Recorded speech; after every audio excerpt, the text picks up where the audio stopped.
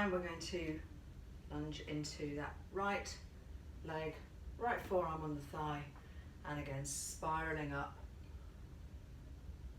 from the navel, thinking about the movement of the spine, finding a little rotation between each pair of vertebrae there. We're as old as our spines. So primary intention here is to move the spine in all of its directions. That's our primary intention in a yoga practice. Exhale fully, inhale, come up, and exhale, pivot around, step up to the top of the mat, and let's take that vinyasa again. So we inhale, hands to the heart center, exhale, sink into your chair. Inhale, lift the heart. Exhale, fold forwards. Inhale, halfway lift. Exhale, fold. Just stay down for a few breaths this time. If that bothers any area that you're working with to have the hands down, then you can bring them to rest on the thighs or even on the lower back. Whatever works best for you. So we're just looking for a little bit of traction here in the spine, just letting the spine dangle, reversing the usual effect of gravity. Let the head be heavy, let it just hang, make sure you're not tucking the chin in too much, which is going to prevent it just from hanging freely. Maybe give it a little nod and a shake just to make sure that you're really letting it be free. And of course, as much of a bend in the knees as you need.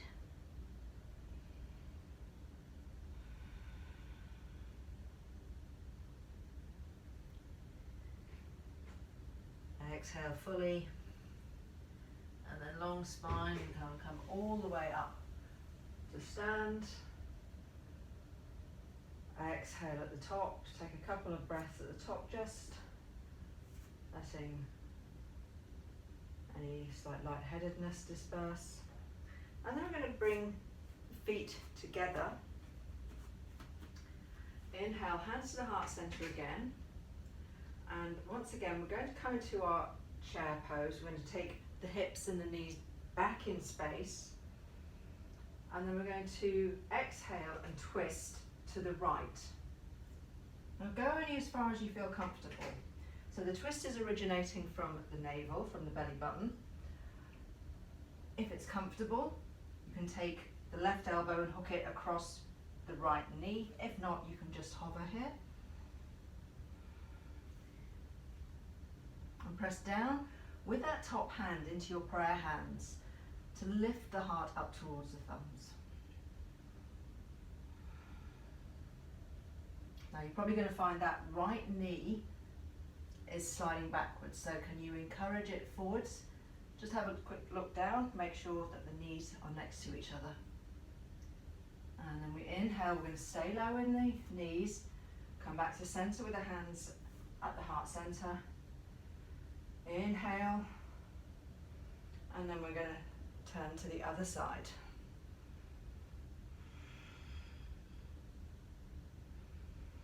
Let the head look wherever is most comfortable. Just look down, check in with your knees. Has that left knee slid back? Can you match those up? Good. Inhale, come back to center. Exhale, fold, take it out of the legs. Hands wherever is most comfortable. And let the head hang again. And then inhale, come all the way back up to stand. And we're going to come into a standing balance, eagle pose. So we're going to start with hands on the hips. And we're going to soften the knees and shift the weight into the right leg, into the right foot. And then we're going to cross the left leg over the right. Now, you may just want to rest the toes on the mat, that's fine. the higher up you cross the thighs across each other, the easier this is going to be, and the more space you're going to find. If it's available, you can rest the foot against the shin, or maybe even hook the foot around the back of the other calf. Now, depending on what you're working with shoulder-wise, you can choose to either stay here, stay hands at the heart center, or if it's appropriate, you can take the arm bind. So the arm bind, we take the arms forward, and then we're going to take the right arm under the left, bend the elbows, bring the backs of the hands together, and maybe that left hand takes hold of the right wrist. If that's fine and you've got more to work with, you're going to lift the elbows and press the hands away from you. But if you're working with a shoulder injury, this may not be for you, so be mindful of whatever you are working with and choose whatever arm option is most appropriate. Find your gaze point, something that's not going to move, that you can stare at, and find that full, even breath. We're going to be here 3 more breaths. Squeeze the thighs together.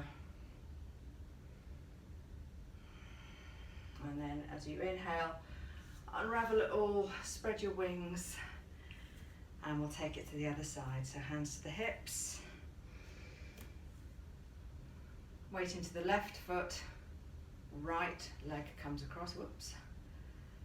The higher you cross the thighs, the more space you'll have. So choosing whichever leg option is best for you, finding something to gaze at, and then either keeping the hands here on the hips, hands at the heart center, or if it's okay on the shoulders and you want the extra challenge, arms out in front.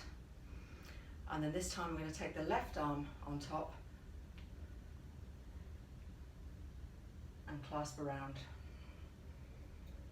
Lift the elbows, press the hands away from the face, and something to look at that's not going to move. Squeeze the thighs together and keep the breath steady.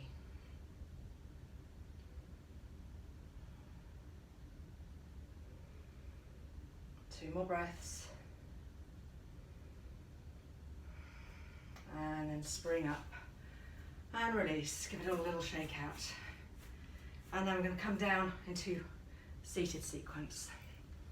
So coming down onto your mat, legs out in front, and you can have the option of having a cushion under your bum if you find that you round into the lower back at all. We don't want any of sort of slumping, so if you know that's you, then placing a cushion under the rear part of your butt cheeks so that you're sort of tipping forwards off it a little bit is a really nice option. It gives you that little bit of extra space. And then we're going to bring the right foot in towards left thigh. I'm going to take that right knee out to the side and behind as far as is possible. And maybe even think about turning that right foot up a little bit rather than having it pressing totally into the thigh. Finding whatever is most comfortable for you. And then you can either stay upright if that feels like plenty, or if you want to work deeper, then we can start to walk forward. Janusasana, head to knee pose. Now, the name's a little bit of a furphy. We don't want to try and crunch the head to the knee. What we want to think about is moving forwards. So really, we want to be moving the crown of the head in the direction of the foot. So think forwards, not down. And the hands can rest on the leg. You can take hold of the outer edges of the foot if you prefer, or have the hands on the floor, whatever works for you.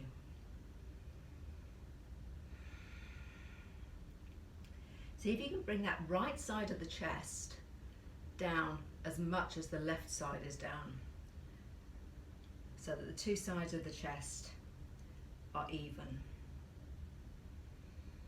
And then imagine that somebody that you trust has their hands on the back of your rib cage, one either side,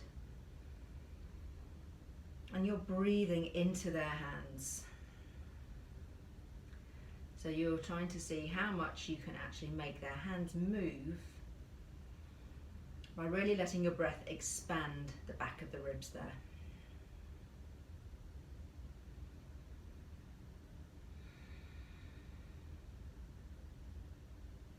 2 more breaths here.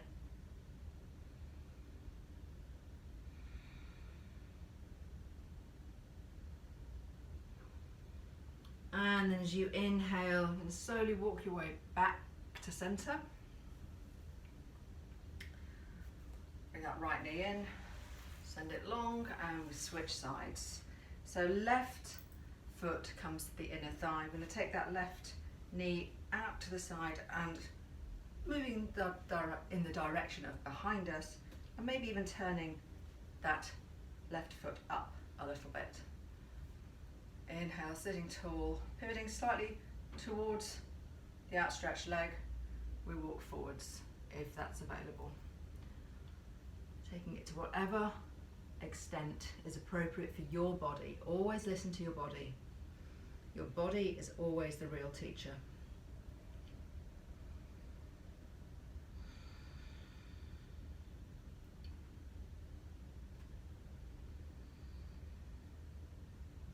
And again, let's imagine that you've got those trusted hands on the back of the rib cage.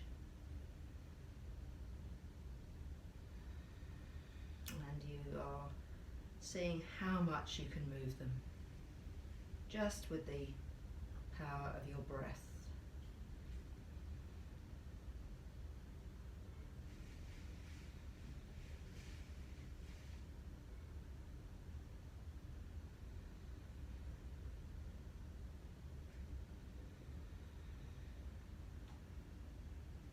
Two more breaths here.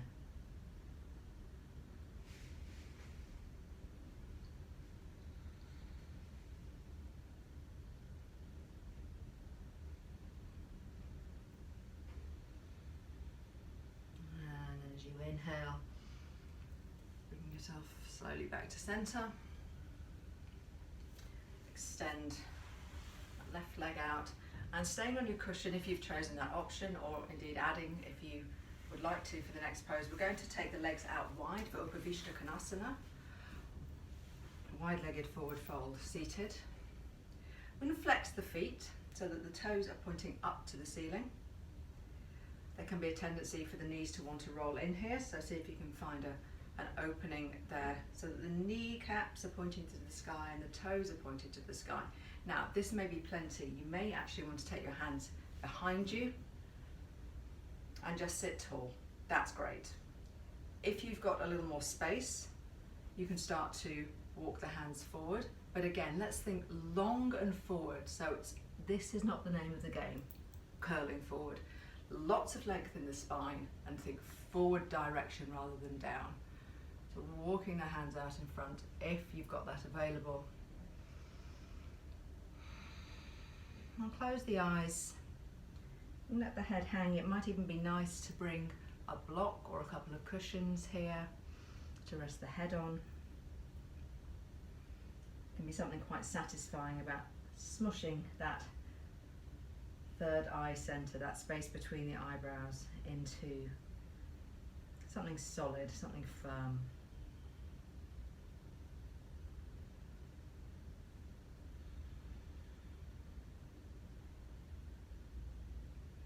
I'm coming into the final few postures now of the practice, slowing it down.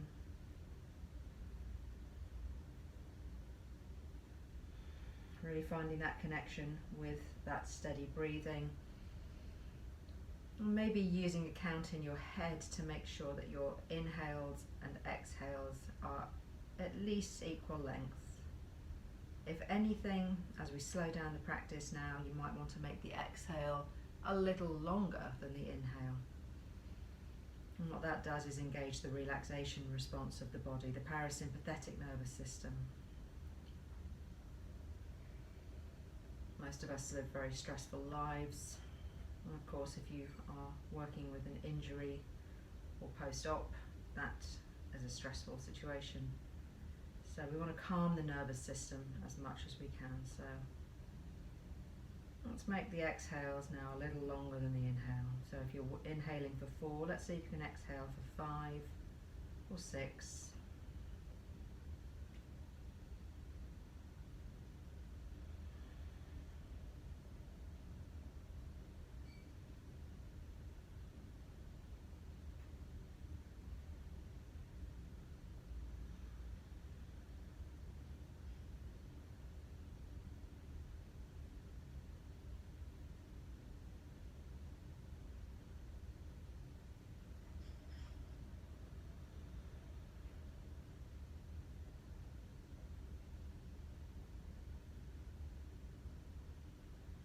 take 3 more breaths like that.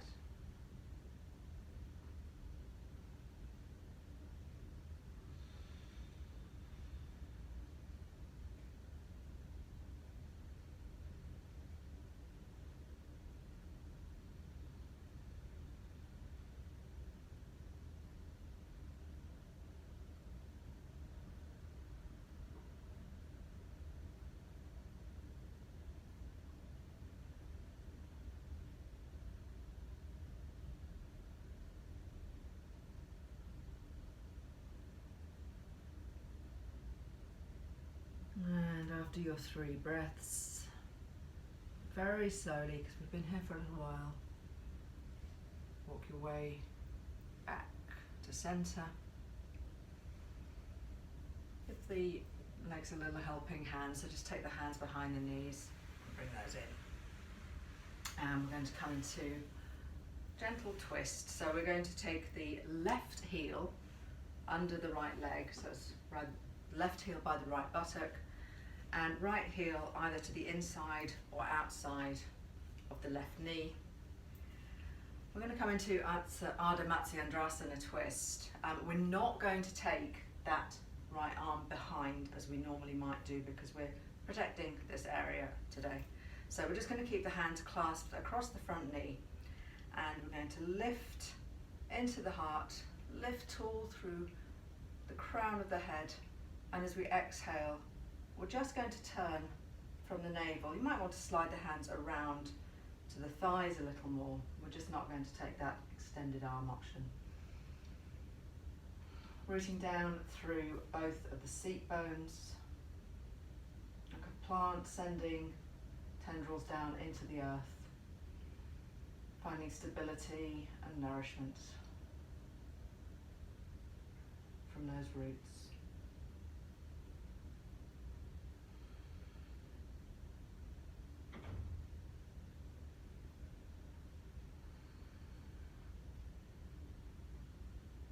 Again, that twist is coming from the navel and spiraling all the way up the spine. You might like to take the head to look behind you.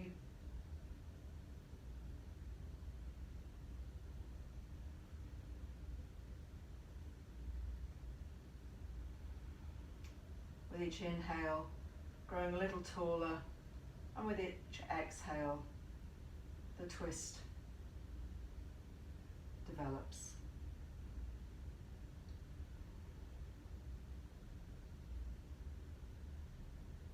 On the next inhale, and come back to centre. And then release the legs. And cross them the other way. So we've got the right heel now by the left buttock and the left heel either inside or outside the right knee. Hands clasp around the front knee, trying to find weight down evenly through both sitting bones. Inhale, sit tall, and exhale, we twist from the waist to the left, sliding the hands around if you like. Grounding down and finding that stability in the pelvis that the spine grows tall from. Maybe taking the head to look beyond the rear shoulder if that feels appropriate for your neck.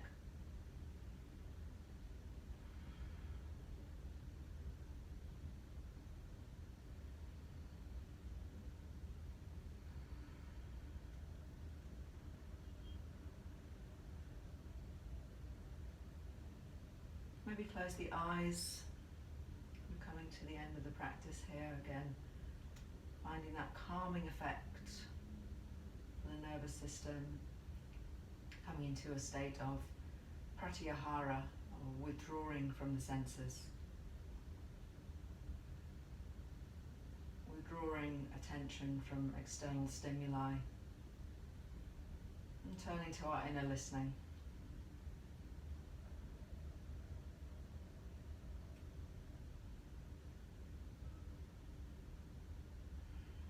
Inhale, come back to centre and unravel the legs, release them out, give them a little pummel, final posture before our Shavasana. So we're going to come down now onto back.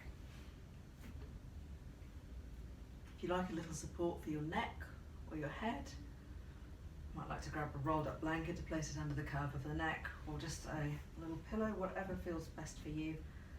And we're going to bring the soles of the feet together and let the knees fall out to the sides. Now, if this isn't comfortable for you, you have the option instead to take the feet wide and let the knees knock in, or pop a cushion or a block underneath each thigh for a little bit of support to let the thighs descend into. That can be a nice option too. And we're going to take the hands onto the body wherever you feel most comfortable. So it can be a nice option to have them resting on the lower belly with the thumbs together and the fingers together, so you're making a triangle shape. Uni Mudra, just below the belly button. If there's an area that needs healing, you might like to take the hands there.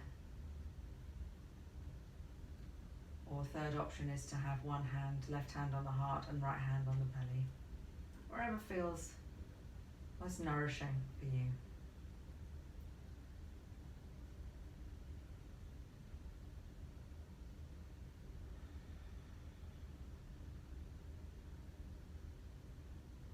Letting the breath now rest into an effortless pace.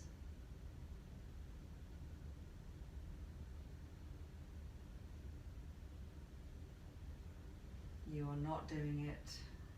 It is happening totally naturally. Your wonderful body knows what to do. It's as though you are being breathed.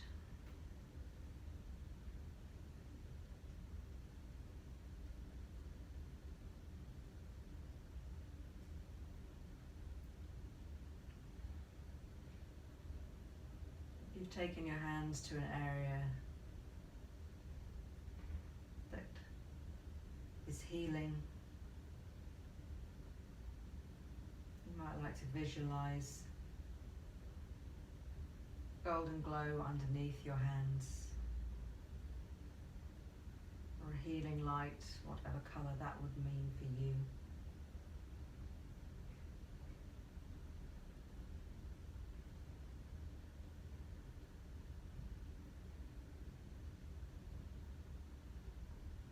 Allowing that restful energy now to do its work.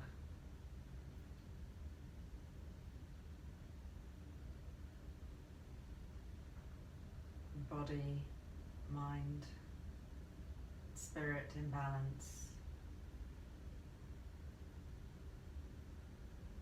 Trusting in your own intuition and in your own body's capacity to heal itself.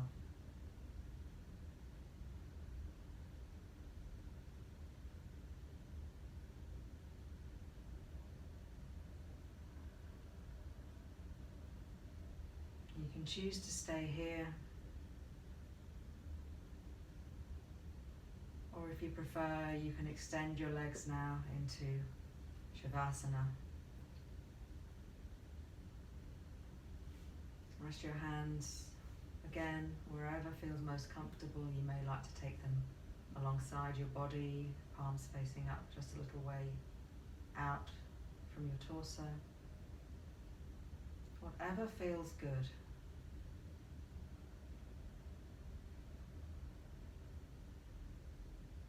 Letting the body soften into the support of the earth beneath you now.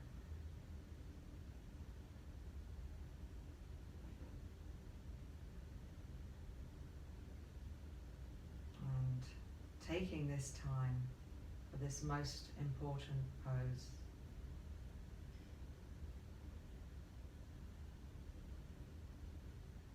This is where the magic happens.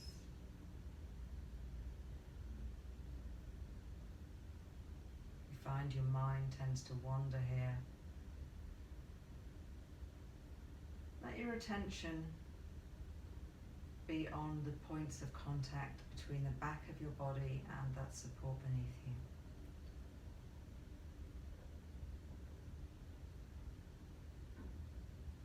everything that needs to get done will get done. So take this time for you.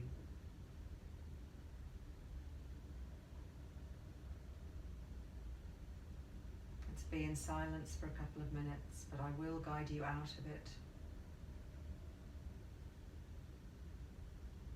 I'm still here for a couple of minutes now. Take rest.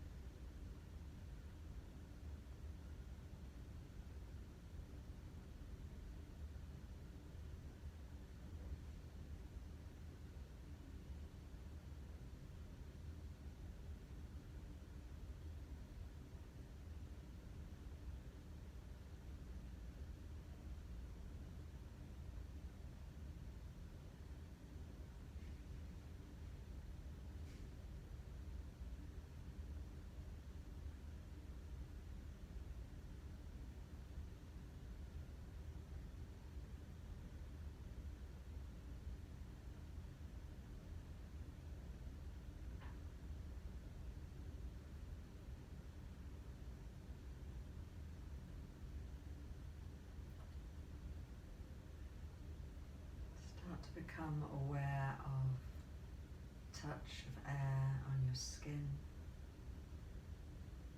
clothes on your skin, and points of contact between your body and the support beneath you.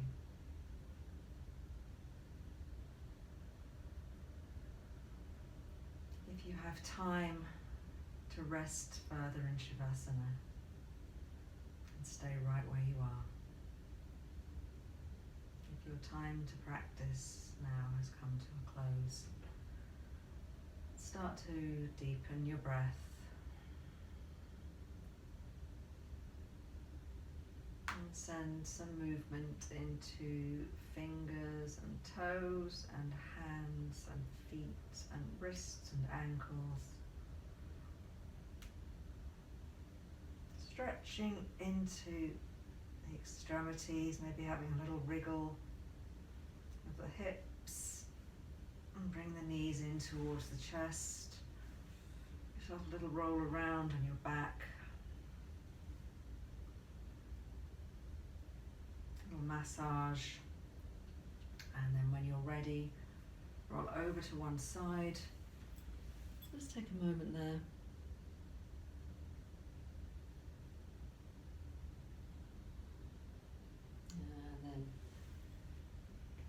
Yourself back up to a seated position. Bring the hands to the heart center.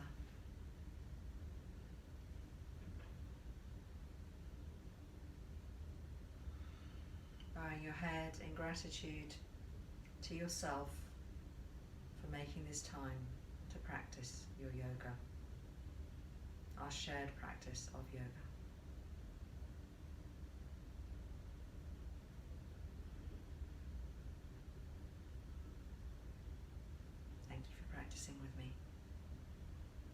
Namaste.